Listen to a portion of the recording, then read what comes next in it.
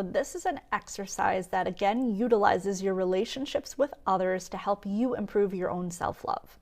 But first, I kind of want to set the foundation for this exercise by explaining a little bit more about love and loving another person. So when you love somebody else, when it resonates with you to really love somebody else, and yes, the more spiritually you ascend, the more you love everybody and everything, but in this case, let's focus on specific people. It means that your higher self, pure conscious energy, is at a complete focus and an agreement and alignment with this other person's energy.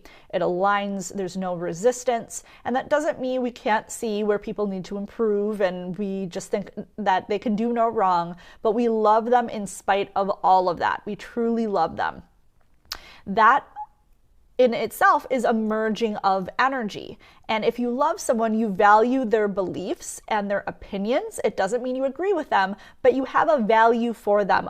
You find them to be worthy of them loving themselves and where they come from and their foundation and their stance. And because you have to some extent merged that with your energy, it reflects back into how much you love yourself as well. We can't truly love another person until we truly love ourselves. We can't truly accept another person until we truly accept ourselves. So when you really want somebody to be happy, it's because it makes you happy to see them happy. And that's not selfish. We can't separate the two. We are creatures that want to experience love and joy. And so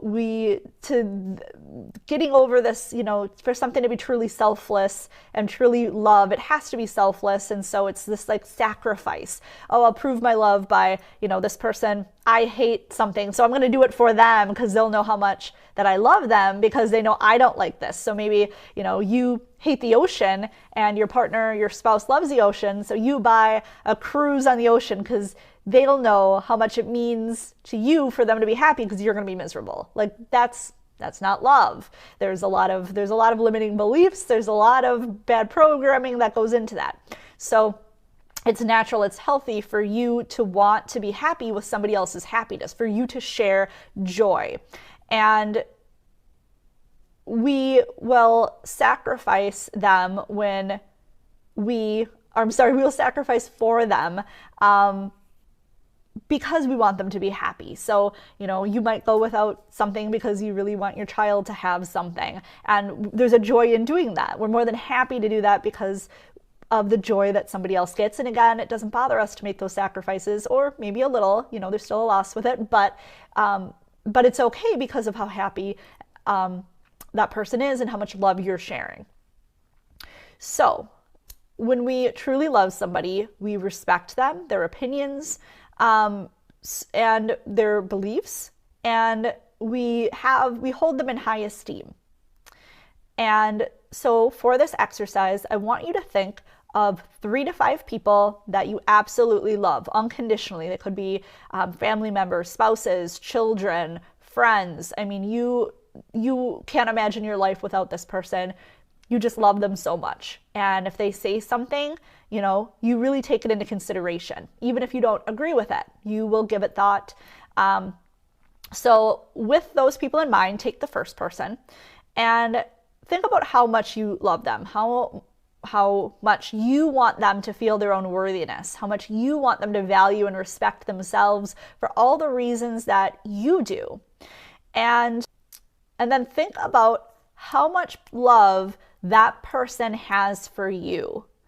And think about how much they would want those same things for you, and where they might notice that where you're holding yourself back from that, and the things that you might be very critical of yourself, where would they not notice or love you unconditionally despite of those things?